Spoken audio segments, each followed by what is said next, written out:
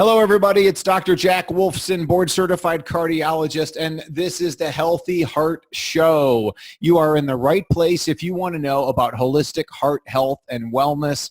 We've got the answers for you. I got some totally amazing guests that are on, and I've got one today. I've got Robert Koagedal on the show, licensed acupuncturist. He's got a booming practice in Arizona, and I met Robert many years ago. Now I know his amazing family, his wife Mary, and the kids. Just a great group of people. Usually when I see everybody, Robert, of course it's at Whole Foods, and we can bash Whole Foods all we want, but sometimes it's like the only game in town for certain things. And if there's anything that Whole Foods has created, it's kind of like a fun, healthy vibe. Maybe they're selling conventional oranges from Nicaragua, but at least it's kind of a fun place to hang out, right? I agree, yeah. And in fact, it felt like for a while there, we couldn't go there without running into you and your beautiful family. So that was always fun to see, and especially when you know that people are putting their money where their mouth is and wanting to support things, right, that are health promoting, and then supporting the farmers that are producing things that are healthy for us. So I think that's a big part of what I try to promote and certainly work with patients in my practice. Yeah, and I know I certainly would prefer to see you guys at the farmers market in Old Town Scottsdale. What an amazing farmers market that is, especially for Arizona, a place where, of course, there's like no water. You can't imagine how anyone's farming anything there besides cactus. But really a fantastic farmers market. And, of course, we always encourage it. We go there regular. We're regular Saturday morning people there, too. So another spot that at least in the desert you can access a certain quality of food. Obviously, this is not necessarily what you're going to find in other latitudes that you can grow, but at least it's what we can get here. So we're going to find it where we can. So acupuncture, traditional Chinese medicine. How does Robert Koagedal get into that? I mean, he's a nice kid. He's got Swedish lineage. How does he get into acupuncture and Chinese medicine? So as you can probably guess, that's not an infrequent question at my office when someone walks in. And I tell you, to this day, it still is that people walk in and they look at me a little funny and they go, "You're not Chinese." And I kind of get that look. I can see it. But I think as I was in my, as you say, I'm not so young anymore, but back in my younger days, the kid that was running around looking for a way to behave in this world, a way to find a way of making a living, and then thinking about really the values that I held. I was looking for a meaningful paradigm that explained some things that I wasn't getting from what I was finding in, whether it was in the basic courses in college. And I came across a book that a roommate of mine introduced me to called The Web That Has No Weaver. And I was a philosophy student in college. And so I was familiar with the principles of Taoism and Chinese philosophy, and had studied quite a bit of East Asian religious traditions and Buddhism and the yoga, and was doing yoga even back 30 years ago. But when I read that book, it's kind of lit a little fire in my brain that there was a method, a model, an interpretive process that allowed me to see health and wellness connected to nature and connected to ways of living that supported your natural buoyancy, your natural resilience. And when I read that book, I had it in the back of my mind that if that was possible, I wanted to go study that. Now remember, this is 26 years ago, so I've been doing this at least 24 years, and I pondered that for a while, and then a friend of mine was applying to medical school, and through that, he got a little burnt out on the process and the bureaucracy and what was involved, and he said, you could study acupuncture in the U.S. Like, really? And I started looking into it, found a few schools, and there's a longer story, but basically the long and the short of that is I jumped my feet full into it, dove in, went to school in Santa Fe, New Mexico, where they had a good program that offered the basic outlines of what is now called traditional Chinese medicine. And if maybe for your viewers, that might be something that's helpful for them. If They really want to know beyond just acupuncture, right? So people think of acupuncture, which is now, being utilized by just about every health provider, right? Everyone wants to get in on using acupuncture, whether it's physical therapists or chiropractors or all of them. But historically, Chinese medicine, acupuncture is just one of the one of the therapies within what's called the 5 branches of Chinese medicine. And that's what you study in school.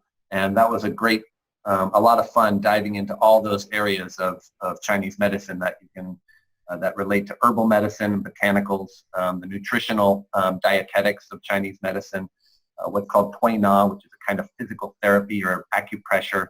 And then the thing that I got most excited about when I first started studying is they didn't separate the mind and the body, that they saw that clearly there was no delineation between where these began and how our physical health affected our emotional health and vice versa. And that was so sane to me. That's my experience, and I think that's every person's experience. But we live in a culture that divides that, and then is built upon methods of manipulating, our biology to try to correct imbalances. And not that that doesn't have its place, but a paradigm that includes mind and body was beautiful to me, and is still the most elegant, sophisticated, interpretive model of health I've come across. Absolutely fantastic. You had so many amazing nuggets in there too.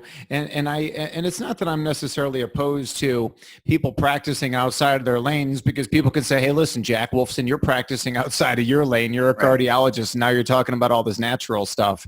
But I think obviously when you're talking about the 5 branches of traditional Chinese medicine, that, you go to somebody who's the best trained at it. Now, why should someone be concerned about, hey, listen, Robert Koagedal, he's not Chinese, therefore I'm going to go see a Chinese doctor because they're better at it, or maybe they even went to China, or they went to some of the schools in China. How is the educational process any different? And is Robert just or is the American trained doctor in general, not just necessarily from Sweden or not, or the white guy, traditional guy, as good as the guy from China? I had this really fun patient just a week or so again, big guy, 6'4", 240, never had acupuncture before. And he said when he walked in, he kind of looked at me a little sideways. He's like, well, my girlfriend said I shouldn't go see some white guy practicing acupuncture, but I looked at your site, and so I'm here. And that is not an uncommon interpretation that people have. But what I think is maybe missing in the cultural understanding from Americans looking for someone who's an expert in Chinese medicine. And mind you, I also don't have any real problems with people practicing outside the lanes. And I think we're learning as a culture as we go along, and what we call all of these divisions are artificial. And properly, when you think about just health, and you can apply these therapies in many successful ways. And it's not just because one person is the expert. But having said that, there's a phenomenon in which when something has been in a culture for a long time, so let's say obviously historically Chinese medicine goes from guesses of 2,000 to 5,000 years of history.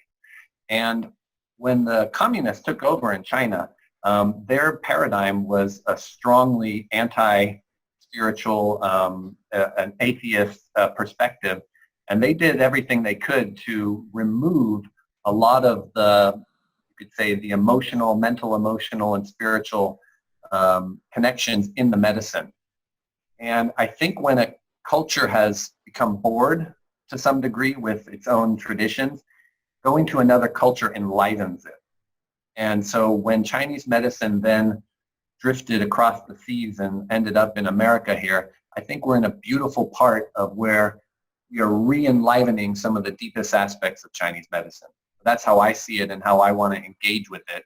And so I think, between whether you go see a person who is traditionally trained in China, they've got a certain perspective and they practice it a certain way. And I'd say what I do is maybe I don't want to say a growth off of that, but it certainly takes the foundations of that, but I bring a new life to it that I think makes it uniquely American acupuncture. And I think that's going to, time will tell, but so far it's been pretty successful. Yeah, no, for sure. Obviously, we've got a lot of mutual patients, and of course, they speak the world of you.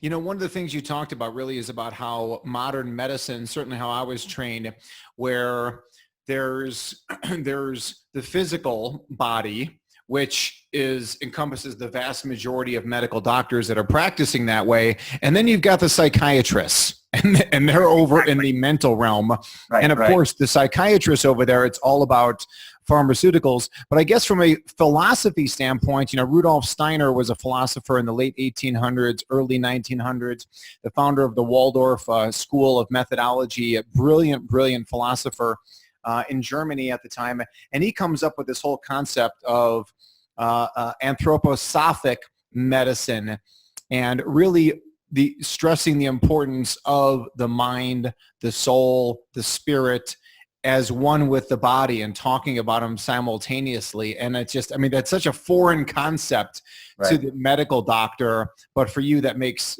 total common sense, right? Yeah, I say the way that Dr. Steiner articulated it, and I don't understand all of his principles, but the one that we both have heard from him is his famous statement that the world will not evolve further until they recognize that the heart is not a pump. And, you know, that summary tells you that when we're stuck in the, you could say, scientific determinism, when we're stuck in this view that this is just a bunch of random stuff. But what's very interesting, and this ties back to acupuncture, is what organizes that? What is the intelligence that organizes this entire physiology? And now the Chinese obviously call that qi, and there are variations in the Chinese philosophy of how that manifests, both in our organ systems, in the mind, and the body. But the principle there, I think, for all of your listeners is that that division that has been created in our culture is artificial. It's a stamp of a mindset that says these are not related. And in many ways, there was a rebellion against religious authority that I think was a helpful way of getting, you know, kind of religion out of my health. And I think that's a long history lesson, but the principle there is that it led us down a road in which maybe we threw the baby out with the bathwater. And there's a lot of things that we're missing in our current healthcare system that I think the practices of chiropractic, the principles of Chinese medicine fill that void for patients when they go to see their physician and they're looked at just like a bunch of chemicals. And I think that void, otherwise I wouldn't be in business. You know, I think at this point when you go see someone, you're, you know, out of network kind of process, and people return because of the benefits they get in addressing them as a whole person. Yeah, you know, when you say that term, you know, I guess in the network, it just makes you think about just like, you know, you're in like the medical matrix, you're in like that medical model, and you're just lost in there, and sometimes you don't know any better, you don't know any different, you don't know that anything else exists. And, you know, to jump into the space that we're in, the causation space, the holistic health and wellness space is really, really tremendous. So why should someone go to see a traditional Chinese medicine provider / you know, who provides acupuncture? Why should we go? Is it everybody should go, or should we go for a specific reason? Tell me. I think categories of challenges that people face in their health outside of the context of emergency situations, right? Because obviously from our conversation here, I hope no one leaves with the idea that somehow I'm anti-Western medicine. There are genius applications of Western medicine that the world, you and I would both want should we need those services. And applied in that context, it's, you know, I want well-paid surgeons who know how to do things that they've practiced hard at to get to that. But when you get to those areas of chronic health concerns where people are struggling with subpar health, fatigue, headaches, sleep issues, mood disorders, digestive complaints, where the only offering that allopathic medicine has is some type of patchwork, band-aid, pharmaceutical. I think it's almost becoming cliche now to criticize this, because I think the cat's out of the bag, that's a very unsophisticated and really a view of who we are as human beings, and to be treated that way when you go to your doctor and all they say is, "Well, take this pill." Most people are waking up that that's a bunch of nonsense, right? And you and Heather were obviously powerful voices in my early starting of this, where you guys challenged that paradigm and said, "This is a bunch of nonsense and we need to do better." So, you guys have always been an inspiration to me in how vocal you are in challenging that.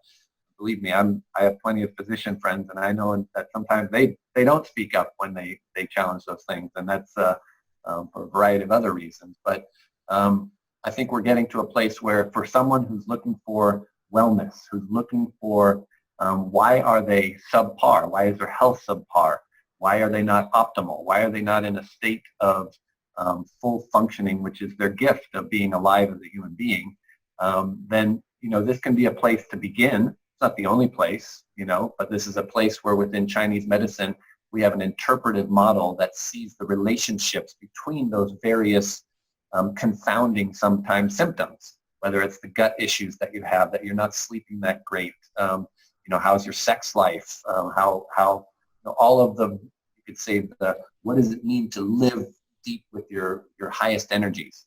And I think acupuncture and Chinese medicine is a tool for addressing those. So, you bring up obviously a fantastic point, and that we both agree on, that in an emergency situation, you're probably not going to your chiropractor. You're probably not going to your traditional Chinese medicine doc, acupuncturist. You're not going to your holistic cardiologist out in Arizona. Right. You're going to go to an emergency room, and that's where we go for emergencies. But I've often said, when it comes to prevention, the medical doctors have nothing. We know that, right? Aspirin's not a prevention. Statins aren't prevention. The testing they do aren't prevention. It's all cover-up, Band-Aid approach. Maybe there's some, obviously early diagnosis for whatever that's worth, which is typically nothing. So is it safe for me to say that someone, I know the answer to this, but I want you to agree with it. It's safe to say that a traditional Chinese medicine doctor like yourself, could you be the primary care doctor to a 48-year-old guy like me? I think that's a great question. I'd say currently the way that I went through training and the way that most acupuncturists currently, I think there'd be a little more sophisticated training in the biomedicine that would be required, at least from this side of it, right? Other professions, whether it's naturopaths or chiropractors, I don't know what level of they're willing to work at and take the responsibility of being a primary care provider for that. But I'd say, if we maybe move to a better way of looking at education and including, again, a holistic paradigm within that for the primary care provider, I'd say absolutely, yeah. Well, let me say this, Doc. All right, let me say this, Robert. You've seen thousands of people. Yep. What percentage do you think right now consider you their primary doc? That's a good question. I would say a good percentage of them will now come back to me before they go seek the advice of their primary care physician, in which they're going to try to evaluate their health in a way that deals with it naturally, and they will definitely return to my office. Maybe some of them whilst going, just for kind of to check in with their doc to see what their advice is. And I advise that because there are things that I don't do and that I don't check for that either a well-trained and integrated physician or primary care doctor does do. And so I'm not looking personally, and I know this has been a part of what you've been, I think, advocating as a cultural shift, is chiropractors becoming primary care physicians and taking on that role, and I think that's great. I'm not sure that I personally want that role yet, only as it results to what people's expectations are and the legal ramifications of that are. That to me, fair enough. So what you're saying is, best scenario is obviously you work in conjunction with a holistic health provider, whether it's MD, DO, naturopathic doc, and as far as I'm concerned, obviously, doctor of chiropractic. And I think, really what it comes down to is also, finding the individual person, because I think obviously with your knowledge, your expertise, people would have a very good comfort level with you than someone maybe that's fresh out of training. So I think when I probably asked you that question, you're probably a little concerned, saying, wait a second, I know some people that probably, that are, TCMs, traditional Chinese medicine providers, and yeah, they probably should not be the primary care. Exactly. Yeah, I'd say that's where we're at in the educational system now. You spend 20 years seeing a lot of people, get pretty comfortable in seeing, when something requires referral and when, you're able to address something. So that's more just from experience. But just for this conversation, I would say there needs to be a little bit of a further level to that, to be in that position personally. There might be other acupuncturists out listening to this and go, no, I'm ready to do it. But I think that's where we're at in terms of the system. I appreciate that honesty, and I think that provides valuable information. So tell me, so somebody calls up your practice, and we'll have all your information in the show notes. And I mean, this is going to go to people all over the world. And for anybody who wants to come out and see, Robert Koagedal in Arizona, I know that he would be willing to see you. You better book well ahead of time, because I know he's a busy man. So I make an appointment, and I show up at the first visit and say, hey, I feel fine. And my best friend sees an acupuncturist in Chicago, and he said, go check it out. What happens on that first visit? Well, that first visit is then filling out a barrage of questions that deal more with the subtleties of your health, from whether or not your sleep issues, from whether or not your digestive complaints. And we put together what I call a collage of the various check marks that stand out on your inquiry, on your intake, that lead me to developing what's called a symptom picture. That means we have a collection of your current symptoms in the 10 questions, what's called the 10 questions of Chinese medicine. And we put that together. And through that, we develop a plan of applying acupuncture, applying the principles of healthy eating, applying the principles of learning how to move into parasympathetic. I think stress plays a pivotal role in a lot of the deterioration of our health, and learning skills that the otherwise healthy person can use as prevention. Because this gets back to what you said earlier in your question, was in Chinese medicine, the highest practice of medicine is prevention.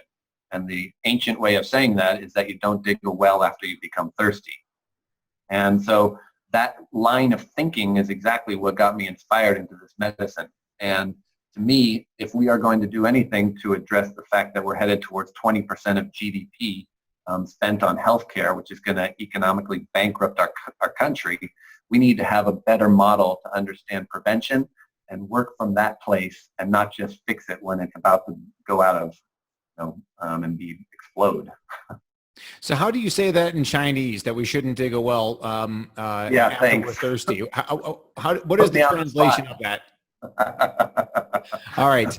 And I think that, if there's any kind of overriding theme that comes up so often, Robert, is that this autonomic balance, and how important that is to every organ system, and of course the brain, and how the autonomic nervous system that's coming from the brain, sympathetics, parasympathetics, how that all comes into balance. And tell me why we're in such sympathetic overdrive, and then where does traditional Chinese medicine come in to balance the autonomics? Yeah, no, that's another great question. Now, I call that problem the hardware and the software problem.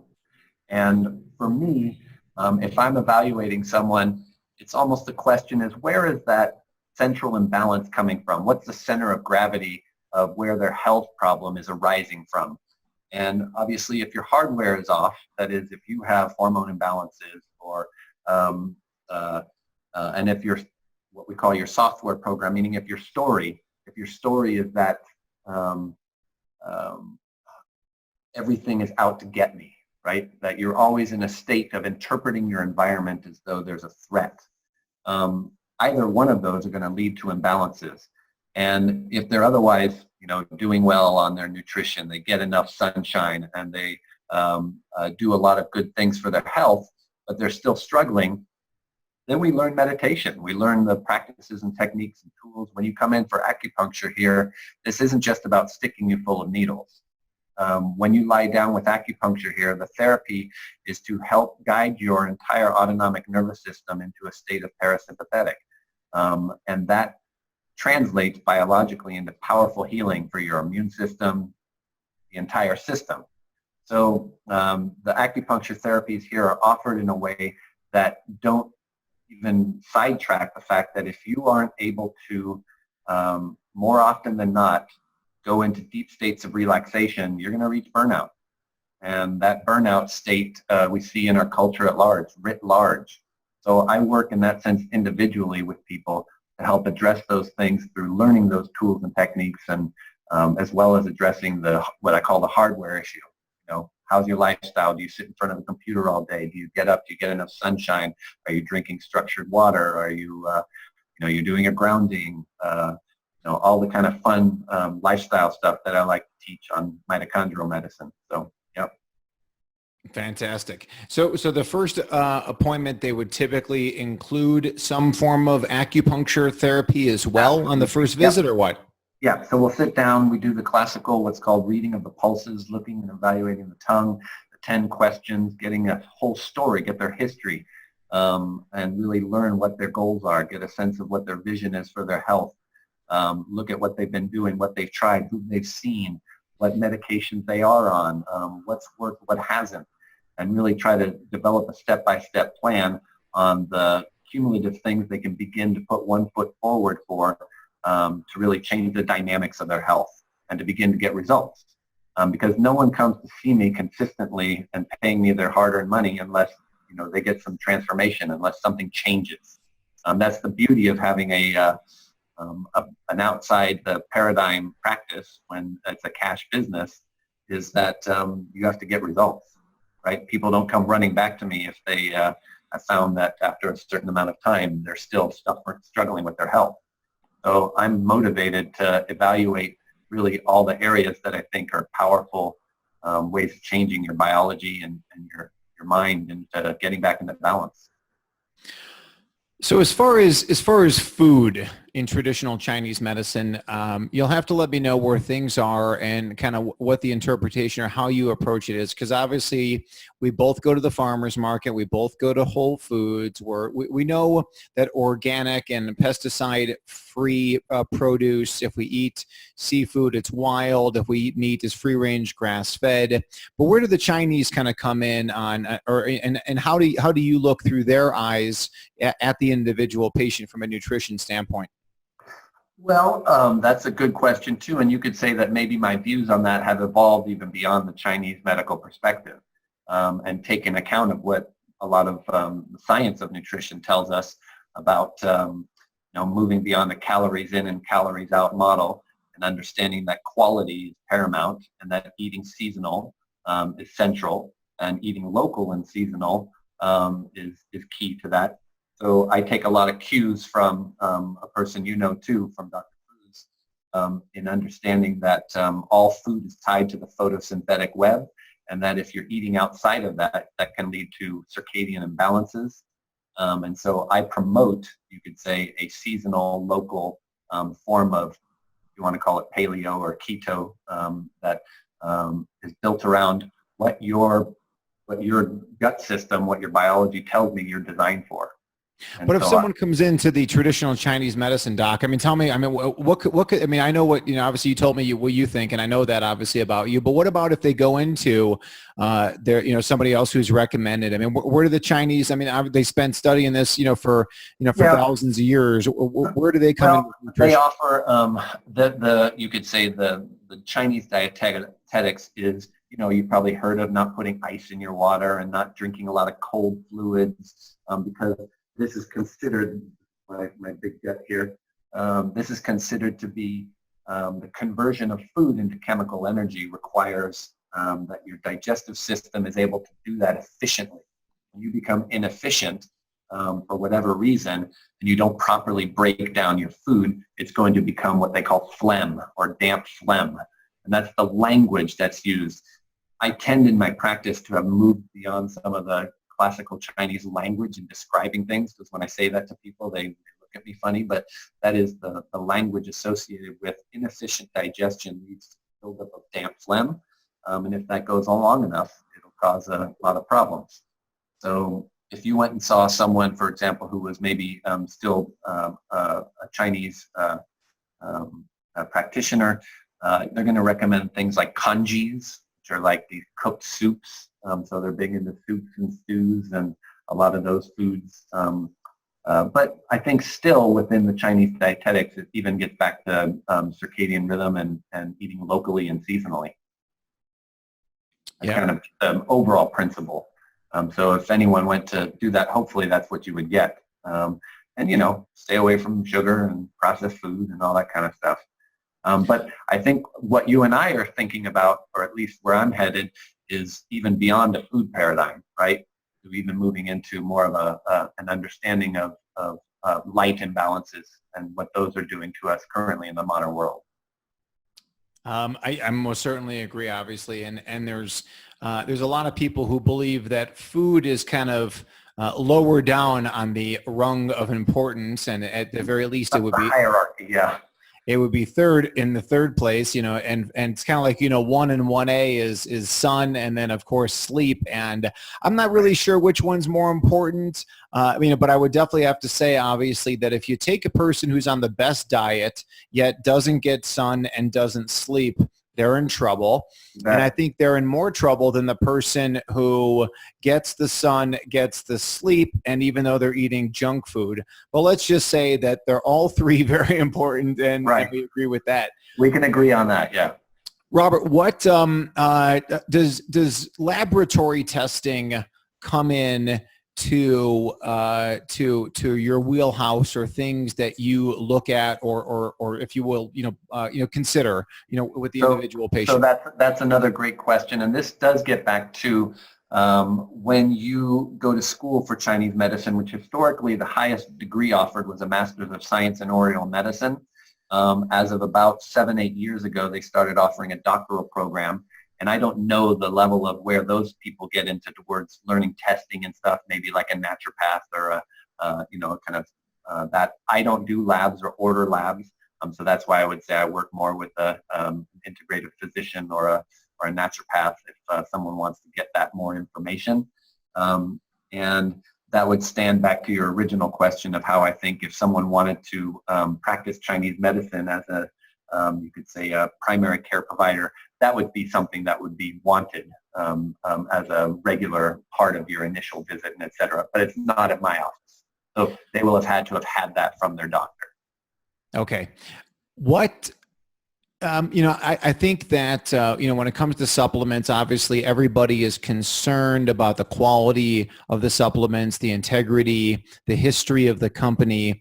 If I go to a traditional Chinese medicine provider, and how do I know that their supplements are quality? There must be, the best of the best companies where I have no doubt that you carry the best of the best Chinese supplements. How do we know? That's another great question. And to that, there is a bit of selection involved in which you have to discern and research the companies and where things come from.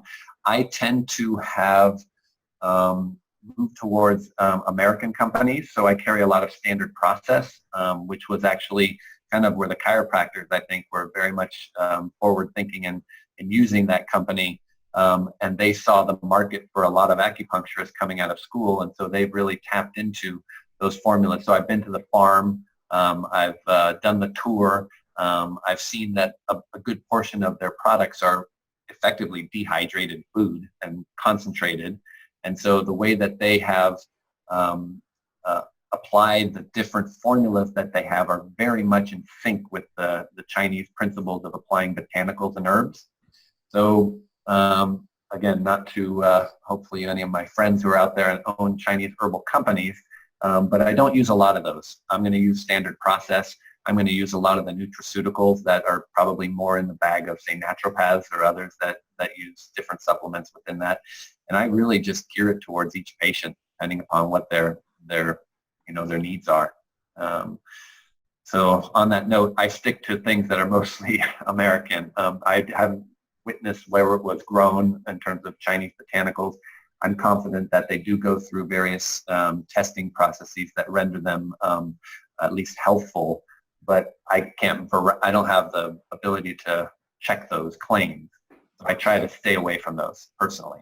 Got it. You know, one of my favorite supplements, and I know you use it in your practice as well, is Berberine. And Berberine, of course, has been studied by the Chinese for 75 years, at least in the medical literature, and probably for thousands before that. And what it does for all, just overall health and wellness, what it does for lipids. Sorry, go ahead. How do you use it?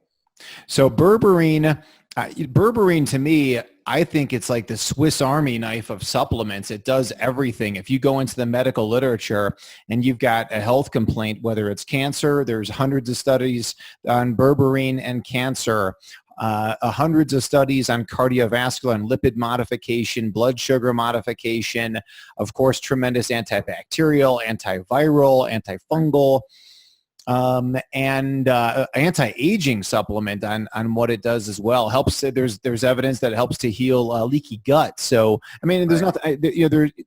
It's not that it itself is magical, but it's just what it does to the enzymes of the body, and it seems to upgrade all the good enzymes like AMPK, and it's a NRF2 activator. Yet it also inhibits NF-kappa B and other things that tend to be pro-inflammatory and pro-disease. Right. Yeah, excellent. I think the application historically, Chinese medicine is going to apply what's called a formula, which is to say herbs are then used in conjunction with each other, because historically some herbs were, mildly toxic and followed the principle of hormesis, that a little bit of a poison is actually health promoting. And so they had very sophisticated formulas. And I think that in order to get back to that, I'd love to see an indigenous American way of interpreting our local botanicals that can take the logic and thinking of Chinese medicine and then give us confidence in how they're grown and where they're grown. And I think that would be a really cool thing, just kind of as a fun thing to do. And some people are doing that, and some herbalists that I know that are master herbalists, like Andrew Gaddert and others, have great companies that they're even adding some of those things locally here. But yeah, you're right. I think plant medicine shows up as having vast array of healing opportunities, and applied correctly is a beautiful healing tradition. Yep. Fantastic stuff. Fantastic. Ladies and gentlemen, Robert Koagedal. Robert, how do people find you? They can obviously, I know you've got a lot of clients that are from all over the country, if not out of country. How do people find you? They just go to our website. I think that's probably the simplest way. They can access that if you put that up. That's AcuHealth, ACU Health AZ for Arizona, AcuHealthAZ.com. I think that's a great way to have access to our information, learn a little more about our practice. Hopefully this gives them an introduction to the services we provide here. Hopefully how we can answer any questions. They're welcome to give a call. Mary up front's gotten pretty good over the years at addressing some introductory stuff, but I'm happy to give patients a call back and see how we can be helpful and learn more about personally what they're interested in. So that's how you introduce your wife there, saying Mary over the years has gotten pretty good. She's gotten good at how to give patients an introduction to what we're doing. Yes, and she's actually great at it, I should say. I'm sure she's saying Robert has gotten a lot better over the years too. Fantastic. Robert, always a pleasure. Say hello to everybody. And for now, another episode of the Healthy Heart Show with Dr. Jack Wolfson, board certified cardiologist, and we will see you next time. Thanks, Jack.